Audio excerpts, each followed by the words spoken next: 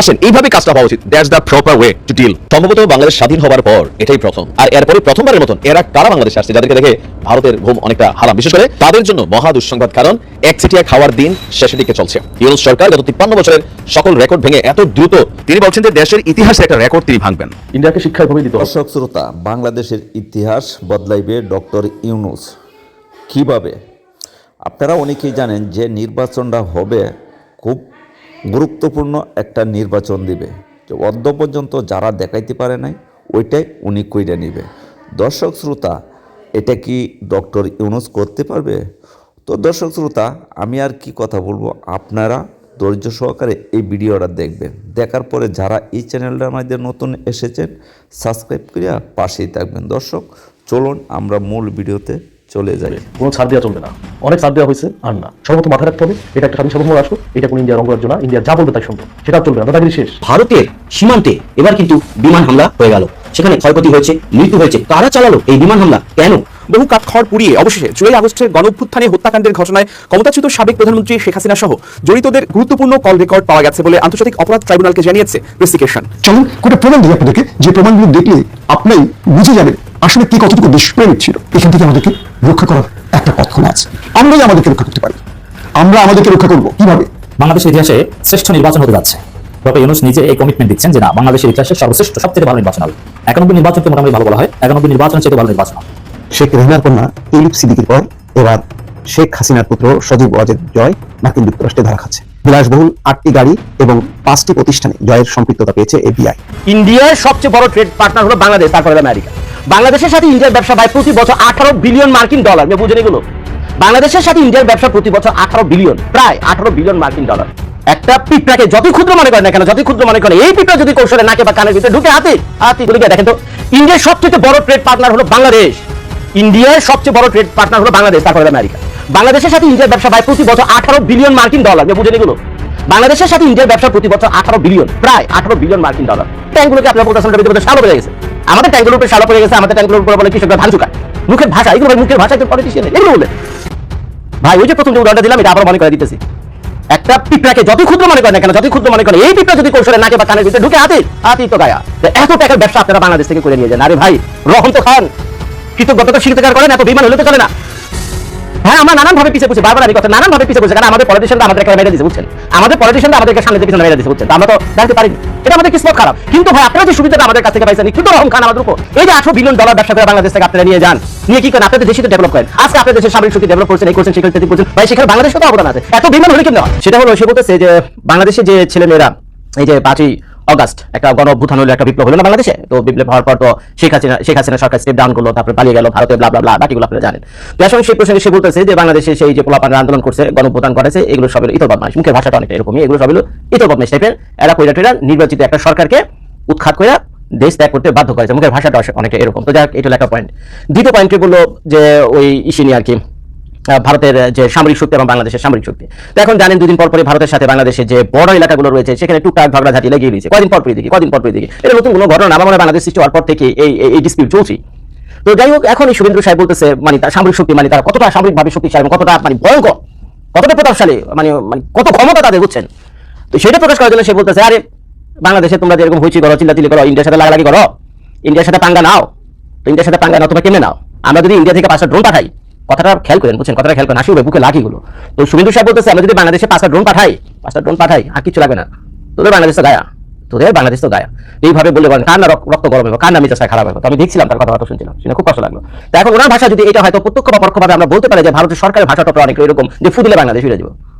ভাই ধরে নিচ্ছে আপনারা বড় মানচিত্রের দিক থেকে যদি বিবেচনা করে, হ্যাঁ আপনারা পৃথিবীর 5ম বা 6ম হবেন, মানে আকার আয়তনের দিক থেকে গুগলে ঘেটে দেখে নেন, বিশাল বড় ম্যাপে দেখা যায় অনেক বিশাল বড় একটা রাষ্ট্র। ভাই বড় হলেও হয় না, অনেক সময় বড় একটা হাতিও সামান্য একটা মাত্র পিঁপড়া, হাতির পায়ে নিচে পড়লে তো পিঁপড়া মারা যায়, কিন্তু এই পিঁপড়া যদি কোনোভাবে হাতির কানের ভিতরে ঢুকে যায়, নাকের ভিতরে ঢুকে যায়, সেই হাতি কি হয়?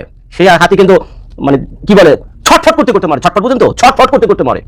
যদি এই পিঁপড়া, হাতি তো বিশাল, ধরে নিলাম আপনার হাতি বা একটা বিশাল দেশ, বাংলাদেশ একটা পিঁপড়া, এই পিঁপড়া যদি কোনোভাবে ওই হাতির সেই ভিতরে, নাকের ভিতরে বা কানের ভিতরে ঢুকে, সে হাতি কিন্তু বাঁধবে না। এবার উদাহরণ আপনারা শুনছেন, আমরাও শুনছি। এবার আসেন আরেকটা প্রসঙ্গে আমি কথা বলে, আমেরিকা। বিশাল বৃহৎ একটা দেশ। আজ পর্যন্ত আমেরিকার কোনো পলিটিশিয়ান, পৃথিবীর যত দুর্বলতম রাষ্ট্র হোক, ইভেন আফগানিস্তান হোক, সিরিয়া হোক, যেখানে হোক না কেন, যাদের সাথে তাদের লাগালাগি বতদরা লেগেই থাকে, কোনোদিন আমেরিকার কোনো পলিটিশিয়ান আজ পর্যন্ত আপনাদের এই ভাষায় কথা বলছে রে ভাই, এসে ইউটিউব ফেসবুকে বলছে কোনোদিন যে আফগানিস্তান একটা পিঁপড়া, আফগানিস্তানে কিচ্ছু করতে পারবে না, কয়েকটা ড্রোন পাঠানো, কয়েকটা সোলজার পাঠানো, একেবারে খায় শেষ করে গেলাম, সিনে শেষ করে গেলাম আফগানিস্তানে, বলছে কোনোদিন? মুখের ভাষা শুনছেন কোনোদিন? আমি তো ভাই কোনোদিন ইউটিউব ফেসবুকে দেখিনি এত মানে ক্ষমতা ধরে একটা রাষ্ট্র ইউনাইটেড স্টেটস অফ আমেরিকা, যার নাম শুনে অনেকে মুক্তা দেয়, যার নাম শুনে অনেকে মুক্তা দেয়, কিন্তু ক্ষমতা থাকলে কি হবে? কিন্তু কথা বলার যে ওদের শিষ্টাচার, বুঝছেন, সেটা আপনি দেখেন। একবার আপনি স্বীকার করবেন, কখনো কোনো আমেরিকার পলিটিশিয়ানরা এই ভাষায় কথা বলে না। হতে পারে যুদ্ধ করুন, মারুন, কারণ যা কিছু করুন, হ্যাঁ সব পলিটিক্স দেওয়া হবে, কিন্তু মুখের ভাষা মুখে বলুন। ইন্ডিয়াকে শিক্ষা এভাবে দিতে হবে, কোনো ছাড় দেওয়া চলবে না। অনেক ছাড় দেওয়া হয়েছে আর না। আপনারা জানেন যে ইন্ডিয়া কাটাতারে বেড়া দিতে গেছিল, শেখ হাসিনার সময় বেড়া দিতে চাইছে, বেড়া দিয়ে ফেলছে, কিন্তু শেখ হাসিনা পালানোর পরে যত জায়গায় বেড়া দিতে গেছে তত জায়গায় কিন্তু বাধা আসছে, বেড়া দিতে পারে নাই, তারা কিন্তু পিছু হটছে। কেন হচ্ছে? কারণ ইন্ডিয়া তো যুদ্ধ আমাদের সাথে যাবে না। ইন্ডিয়া তো বুঝে গেছে, বিএসএফ যারা আছে তো বুঝে গেছে যে দেশের সাধারণ জনগণকে অস্ত্র কিনতে যায়, সে দেশের মানুষের কলিজা কত বড় এটা বুঝে গেছে দাদা বাবুরা, বুঝে গিয়ে তো পিছু হটছে। শুধু একটা কারণে পিছু হটে নাই, ইন্ডিয়াকে জবাব দিতে হলে বুদ্ধির সাথে খেলতে হবে। যে পাকিস্তানের একটা টিম আসছে বাংলাদেশে ব্যবসায়িক চুক্তি করার জন্য, আবার তুরস্ক থেকে আমরা ট্রাঙ্ক আনতেছি, আপনারা সবাই জানেন তুরস্ক থেকে ট্রাঙ্ক আনতেছি, এগুলো তো মাথা ব্যথা। দেখেন না বিভিন্ন টিভি চ্যানেল কিভাবে প্রচার করছে ওদের দেশের। আর সবথেকে ইম্পর্টেন্ট কথা হচ্ছে, আমরা যে বাংলাদেশিরা ইন্ডিয়ার চিকিৎসা যাইলাম, ওরা শুধু আমাদেরকে কথা দিত যে আমরা ওদের চিকিৎসা নিলে মারা যাবো, হ্যান করবো, ত্যান করবো, এই ধরনের কথা বলতো না। তুরস্ক বলছে বাংলাদেশে বিশ্বমানের হসপিটাল করবে, সেটা মানিকগঞ্জে হতে পারে, গাজীপুরে হতে পারে, আশেপাশে ঢাকার আশপাশে বিশ্বমানের হসপিটাল করবে, বিশ্বমানের চিকিৎসা সেই হসপিটাল থেকে পাওয়া যাবে। এটা যদি চালু হয় তাহলে কি হবে? দাদা ওদের সাথে যুদ্ধ করার প্রয়োজন আছে আমাদের? যুদ্ধ করার কোনো প্রয়োজন নাই। পশ্চিমবঙ্গের যে চ্যাংড়া লাফালাফি করতেছে না, যে পশ্চিমবঙ্গের চ্যাংড়া লাফালাফি করতেছে, এটা করবো সেটা করবো, যদি বাংলাদেশে একটা হসপিটাল হয়ে যায়, পশ্চিমবঙ্গের হসপিটাল ব্যবসায়ী যারা আছে না খেয়ে মরবে, ডাক্তার না খেয়ে মরবে। চ্যালেঞ্জ করে বলতে পারি, এদেরকে শিক্ষা আসলে এভাবে দিতে হবে, শুধু মারামারি করে জবাব দেয় না। যেখানে দেখবেন যে আমাদের 1 ইঞ্চি ভূমি দখল হয়ে যাচ্ছে, সেখানে প্রতিরোধ গড়ে তুলতে হবে, যেটা আমাদের মানে বিজেপি ভাইরা করছে। বিএসএফ পিছু হচ্ছে, কোথাও কাটাতারে বেড়া দিতে পারে নাই, দিতে দেওয়া যাবে না। ডিরেক্ট কথা, সর্বত মাথায় রাখতে হবে, এটা একটা স্বাধীন সার্বভৌম রাষ্ট্র, এটা কোনো ইন্ডিয়ার অঙ্গরাজ্য না। ইন্ডিয়া যা বলবে তাই শুনবো, সেটা চলবে না। দাদাগিরি শেষ, দাদাগিরি আরো যাবে। কারণ পাকিস্তান যেসব অফার আমাদের সামনে নিয়ে আসতেছে, এই অফারগুলো আমরা দিতে পারি, এটা আমাদের জন্য অনেক ভালো, এটা মাথায় রাখতে হবে। ওই যে অনেকে বলতো যে পাকিস্তানের থেকে যাতায়াত খরচ বেড়ে যাবে, সেজন্য পাকিস্তান বলছে যে $100 মানে $100 কম নিবে প্রতি মেট্রিক টনে। বুঝতে পারছেন? যে $100 করে কম নিবে প্রতি মেট্রিক টনে, তারা কম দামে দিবে। সুবিধা কার হবে? বাংলাদেশের জনগণের। আর ইন্ডিয়া লাফালাফি করে যে আমরা আমাদের দেশের চিকিৎসা নিতে না আসলে আমরা মারা যাবো, হ্যান করবো, ত্যান করবো, তুরস্ক যদি বাংলাদেশের হসপিটালটা করে ফেলে তাহলে ওদের কথা ইন্ডিয়া বলতে পারবে না। আমরা নিজেরা সম্পূর্ণ হবো, তারপরে তো ইন্ডিয়ার চোখে কথা বলবো। কোনো জিনিস নিয়ে করা দিতে পারবে না। পাকিস্তানে ভালো চাল হয়, পাকিস্তান থেকে চালাবো, এটা ভুলে যাবেন না যে পাকিস্তান থেকে আমরা চালবো না, এরকম আনতে পারবো। তো দাদা বাবুরা অনেক লাফালাফি করছো, আর লাফালাফি চলবে না, কারণ আমরা জবাব দিয়ে শিখেছি। তোমার যুদ্ধ করে জবাব দেবো না, যেখানে অন্যায় করবো সেখানে প্রতিরোধ করে তুলবো, একটা কথা মাথায় রাখবা। তোমরা বলছো ড্রোন হামলা করবা, তোমরা ড্রোন হামলা করবা, আমরা ড্রোন প্রস্তুত রেখে বসে থাকবো। আমাদের ভূখণ্ড তোমরা দখল দিতে পারবে না, কারণ এটা ইন্ডিয়ার কোনো অঙ্গরাজ্য না, এটা স্বাধীন সার্বভৌম রাষ্ট্র। অবৈধভাবে কাটাতারে বেড়া দিবা আর আমরা মানে সব চুপ করে সহ্য করবো, সেটা হবে না, কারণ এটা শেখ হাসিনার বাংলাদেশ না, এটা স্বাধীন সার্বভৌম বাংলাদেশ।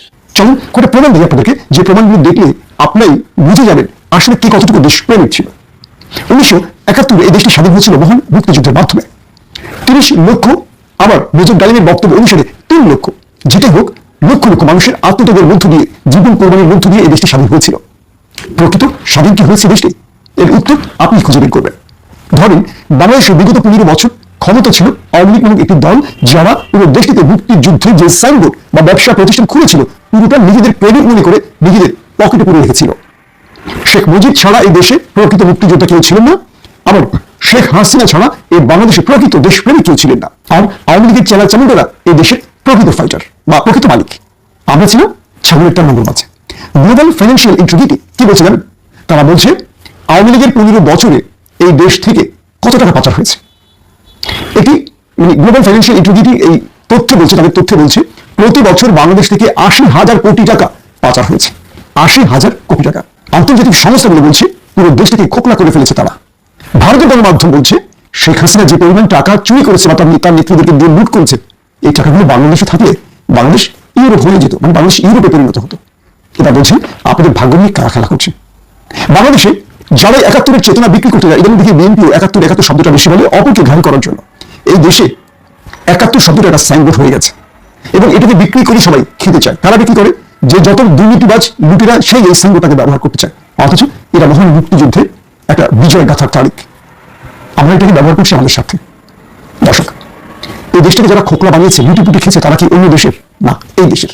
সালমান আলী রহমানের কথা বলেন, সজীব রাজের জয়ের কথা বলেন, এস আলমের কথা বলেন, যাদের কথা বলবেন এরা প্রত্যেকেই এই দেশে। কিন্তু এই দেশ থেকে টাকা লুটেছেন, অন্য দেশে জমা করেছেন ভোগবিলাসের জন্য। এটা বাঁচবেন কতদিন?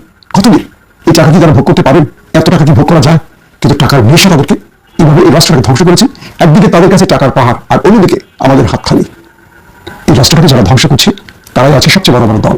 তাদেরকে আমরাই এই সুযোগটি দেই। আবার এই দলগুলো দুর্নীতি করতে তাদের কর্মীকে সহযোগিতা করে, চাঁদাবাজি করতে সহযোগিতা করে। কেন? এই চাঁদাবাজ দুর্নীতিবাজরা এই দলগুলোকে বাঁচিয়ে রাখবে। এরাই মাসুমিন হবে, এরাই ফাইটার হবে, এরাই জেল গিলুম খাটবে কেবল চাঁদাবাজি টেন্ডারবাজির জন্য। যত বলা হয় অমুক ভাইয়ের সালাম নিন, অমুক ভাইয়ের মার্কা কি, এই যে কথাগুলো, বা অমুক ভাই অমুকের আদর্শে জেল খেটে যেতে ছবি দিবে ফেসবুকে, এতদিন জেল খেটেছে, কারাবরণ করেছে, ত্যাগী নেতা, সব মিথ্যে কথা, সব ফাউল, সব বুলশিট।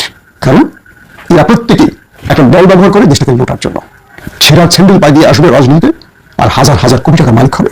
এই দেশটা কোথায় পড়ে গেছে? একটা মানুষ ওষুধ কিনে খেতে পারছে না, একটা মানুষ 3 বেলা খাবার কিনে খেতে পারছে না, একটা মানুষ 1 মাস বাকি থেকে 1 কেজি মাংস কেনার সামর্থ্য নেই। অথচ দেখুন এই দেশের লুটেরা সেই গরিব মানুষের চুষে তারা বিদেশি টাকার পাহাড় জমা করছে।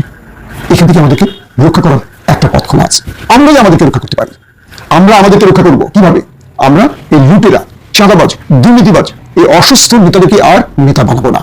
এদেরকে আমরা যে যত বড় পদেরই হোক না কেন, এদেরকে সেখান থেকে আমরা সরিয়ে দেবো। আমরা ভোট দেবো না, এদের পেছনে আমরা ছুটবো না, কাজ করবো না, এদের ডাকে আমরা ছুটে যাবো না। অটোমেটিক এরা মাইনাস হয়ে যাবে। আপনি টেন্ডার পাবেন, আপনি আগামীতে ওই রাস্তাটা বানাবেন, ওই ভবনটা বানাবেন, আপনি দুর্নীতি করার লাইসেন্স পাবেন, বাজার দখল করবেন, লঞ্চঘাট দখল করবেন, টেম্পু স্ট্যান্ড দখল করবেন, বাস স্ট্যান্ড দখল করবেন, এই আশায় তো আপনি ছুটছেন নেতাদের পেছনে। নেতারা আপনাদের সে সুযোগ দিচ্ছে, কিন্তু এই সংখ্যাটা খুব কম। এই সংখ্যাটা কম। এই দেশ থেকে যদি দুর্নীতি বন্ধ হয়ে যায়, ভালো করে খেয়াল করবেন, এই দেশ থেকে যদি চাঁদাবাজি বন্ধ হয়ে যায়, টেন্ডারবাজি বন্ধ হয়ে যায়, কেউ আর রাজনীতি করবে না। এই দেশ থেকে যদি দুর্নীতি বন্ধ হয়ে যায়, কোন নেতা খুঁজে পাবেন না। বুঝতে পারছেন? এই চাঁদাবাজি, টেন্ডারবাজি যদি বাংলাদেশ থেকে উঠে যায়, বন্ধ হয়ে যায়, নিষিদ্ধ হয়ে যায়, কাউকে আর রাজনীতিতে খুঁজে পাবেন না। এই যে অমুক ভাই তমুক ভাই, কাউকে পাবেন না। যদি দুর্নীতি বন্ধ হয়ে যায়, কোন নেতাও খুঁজে পাবেন না। এরা প্রত্যেকে আসে লুটতে। এরা অমুকের আদর্শিক নেতা, অমুকের আদর্শিক কর্মী, অমুকের এই যে কথাগুলো বলে, এগুলো সকল দোষী। এগুলো তারা সাইনবোর্ড হিসেবে ব্যবহার করে। কেন? রাজনৈতিকভাবে এরা মানুষকে চুষে খাবার জন্য। বাংলাদেশের ইতিহাসে শ্রেষ্ঠ নির্বাচন হতে যাচ্ছে। ডক্টর ইউনূস নিজে এই কমিটমেন্ট দিচ্ছেন যে না, বাংলাদেশের ইতিহাসে সর্বশ্রেষ্ঠ সবথেকে ভালো নির্বাচন হবে। 91 নির্বাচনকে মোটামুটি ভালো বলা হয়, 91 নির্বাচনের চেয়ে ভালো নির্বাচন হবে। দর্শক, এই বিষয়ে আমরা কিছু জরুরি কথা বলতে চাই। প্রথমে বলবো যে বাংলাদেশের ইতিহাসে যদি শ্রেষ্ঠ নির্বাচন হতে হয়, তাহলে সেই নির্বাচন দ্রুত সময়ের মধ্যে করা সম্ভব নয়। শ্রেষ্ঠ নির্বাচন করতে গেলে আমাদের বিশেষ করে যে 6টা কমিশন গঠিত হয়েছে, সেই কমিশন রিপোর্ট অনুযায়ী সংস্কার বাস্তবায়ন করতে হবে, এবং তার আগে স্থানীয় সরকার নির্বাচন এবং ছাত্র সংসদ নির্বাচন করে এক্সপেরিমেন্ট করতে হবে। নির্বাচন কমিশনের সক্ষমতা এবং সংস্কারপত্র বাস্তবসম্মত, রাজনৈতিক সংস্কৃতি উন্নয়নে হাত দিতে হবে, এবং সামাজিক একটা স্থিতিশীলতা আনতে হবে। আইনের শাসন পুরোপুরি, দিকেও মাসুস পাওয়ার ব্যবহার করতে পারবে না, টাকা পয়সা ব্যবহার থাকবে না রাজনীতিতে। এগুলো সব ঠিকঠাক করে তারপরে নির্বাচন হলে সেটা হবে বাংলাদেশের ইতিহাসে শ্রেষ্ঠ নির্বাচন। কিন্তু জাস্ট নির্বাচন দিয়ে দিলে আমার হয়ে গেল, কখনোই বাংলাদেশের শ্রেষ্ঠ নির্বাচন। আমি চ্যালেঞ্জ দিয়ে বলছি, ডক্টর ইউনূস বা তার প্রেস উপদেষ্টা তো প্রেস সচিব বলেছেন যে এবছরের শেষের দিকে অথবা 26 জুনের মধ্যে নির্বাচন। 26 জুনের মধ্যে নির্বাচন হলে বাংলাদেশের ইতিহাসে শ্রেষ্ঠ নির্বাচন সম্ভব নয়। বাংলাদেশের ইতিহাসে শ্রেষ্ঠ নির্বাচন করতে হলে অবশ্যই 2028 সাল পর্যন্ত অপেক্ষা করতে হবে। ধাপে ধাপে ধাপে ধাপে স্থানীয় সরকার নির্বাচন করতে হবে। প্রথম ধাপে সমস্যাগুলো চিহ্নিত করে ওগুলো যাতে দ্বিতীয় ধাপে না হয় সেটা নিশ্চিত করতে হবে। দ্বিতীয় ধাপে এবং প্রথম ধাপের উপর চিহ্নিত করে তৃতীয় ধাপে যাতে না হয়, প্রয়োজনে 10 ধাপে নির্বাচন করতে হবে। দর্শক, এত সহজ নয় বাংলাদেশের ইতিহাসে শ্রেষ্ঠ নির্বাচন করা যায়। বাংলাদেশটাকে ধ্বংস করে ফেলেছে হাসিনা, সবকিছু লটপট করে ফেলেছে। এই পরিস্থিতিতে সুন্দর নির্বাচন উপহার দেওয়াটা অত্যন্ত জটিল। মানুষের মনের মধ্যে ভোট কারচুপি ঢুকে গিয়েছে। বিএনপির মতো দল যারা ভোটাধিকার থেকে বঞ্চিত, তারা এখন ভোট চুরি করতে উদ্ধত হয়েছে। তারা বলছে প্রত্যেক ভোট কেন্দ্রের জন্য 200 লাঠি তৈরি করে, মানে লাঠি দিয়ে পিটিয়ে তারা ভোট নিয়ে যাবে। ভোট কেন্দ্রের জন্য লাঠি তৈরি করবে, তাহলে কেন? কুমিল্লা স্পষ্ট বলেছে বিএনপি নেতা। তো দর্শক, ইতিহাসের শ্রেষ্ঠ নির্বাচন হতে যাচ্ছে এটা বললেই হয় না। 2028 সালে আগে নির্বাচন করলে ইতিহাসের শ্রেষ্ঠ নির্বাচন হওয়া সম্ভব নয়, এটা আমাদের অবজারভেশন। আর ইতিহাসের শ্রেষ্ঠ নির্বাচন যদি হয়, তাহলে আমাদের অবজারভেশন, আমাদের বিশ্লেষণ হচ্ছে বিএনপি নয়, জামাত শিবির এবং শিক্ষার্থীদের জোট জিতবে। এককভাবে জামাত শিবির জিতবে না। শিক্ষার্থীদের নতুন দল জামাত শিবির এবং তাদের সাথে অনেক দল থাকবে, তারা নির্বাচনে জিতবে। কারণ বিএনপির এই মুহূর্তে জনপ্রিয়তা নেই, এবং নির্বাচনের জন্য যদি 28 সাল পর্যন্ত সময় না হয়, তাহলে এই সময়ের মধ্যে বিএনপির জনপ্রিয়তা একেবারে মাটির সাথে মিশে যাবে। কারণ বিএনপি যে হারে অন্তর্বন্ধ করছে, চাঁদাবাজি করছে, তাতে তারা টিকতে পারবে না। এবং বিএনপিকে পিছিয়ে বিএনপি দুর্বল করে দিবে। বিএনপি 2-3 গ্রুপে ভাগ হয়ে যাবে, তারা সহ্য করতে পারবে না। অতএব আগামী নির্বাচনে জামাত শিবিরের জন্য তবুল সম্ভাবনা, তারা জিতবে, শিক্ষার্থী জনতা ক্ষমতায় আসবে। এবং এই নিরপেক্ষ সরকারের অধীনে যদি স্থানীয় সরকার নির্বাচন হতে, স্থানীয় সরকার নির্বাচন হতে অনেক ছাত্র স্থানীয় সরকার নির্বাচনে জিতে আসবে। কেউ মেয়র হবে, উপজেলা চেয়ারম্যান, ইউনিয়ন পরিষদের চেয়ারম্যান হবে। 22-23-25 বছরের ছেলেরা শত শত ইউনিয়ন পরিষদের চেয়ারম্যান হবে, ইয়াংরা। অতএব ইতিহাসের শ্রেষ্ঠ নির্বাচন উপহার দিতে হলে ডক্টর সরকারের রুল করতে হবে, শাসন করতে হবে, প্রয়োজনে বল প্রয়োগ করতে হবে, তার সবরেন অধিকার বলে। কারণ বিএনপি এটা হতে দিবে না। তারা যেভাবে নিজের ক্ষমতা রাখা দরকার সেটাই করতে যাচ্ছে। আগামী নির্বাচনকে ইতিহাসের সেরা ঐতিহাসিক করতে চাই প্রধান উপদেষ্টা প্রফেসর ইউনূস। অন্তর্বর্তী সরকার প্রধান উপদেষ্টা ডক্টর মোহাম্মদ ইউনূস বলেছেন, বাংলাদেশে আগামীতে যে সাধারণ নির্বাচন হবে সেটিকে ইতিহাসের সেরা এবং ঐতিহাসিক করার পরিকল্পনা করছি, যাতে নির্বাচন গণতন্ত্রের জন্য একটি ঐতিহাসিক দলিল হয়ে থাকে। হ্যাঁ, এই জন্য 28 সাল পর্যন্ত অপেক্ষা করুন। স্ট্রং হন, এট এনি কস্ট সংস্কার করতে হবে, কেউ ঠেকাতে পারবে না। রাজনৈতিক দলগুলোর সাথে আলোচনা করবেন, কিন্তু তাদের কথায় উঠবেন না, বসবেন না। এই কমিটমেন্ট নেন, আপনি পারবেন, নইলে পারবেন না। আপনাকে আরো বেশি আত্মবিশ্বাস হতে হবে, হতাশ হবে না। আপনার উপদেষ্টারা অনেকে হতাশ যে সংস্কার না চাইলে দ্রুত নির্বাচন দিয়ে আমরা চলে যাব। না, আপনি সংস্কার উদ্যোগ নিয়ে সংস্কার করতে হবে, আপনাকে যেতে দেওয়া হবে না। হ্যাঁ, প্রয়োজনে উপদেষ্টা পরিষদকে সফল করতে হবে, বিপ্লবী সরকার গ্রহণ করতে হবে, সংস্কার হতে হবে। এবার যে সুযোগ এসেছে, এই সুযোগ হাতছাড়া হলে আর কোনোদিন আমরা বাংলাদেশটাকে গড়ে তুলতে পারবো না। যদি সংস্কার না হয়, হয়তো বাংলাদেশে আমরা থাকতে পারবো না, আবার সে আমাদের পুরোনো জায়গায় চলে যেতে হবে। দেশ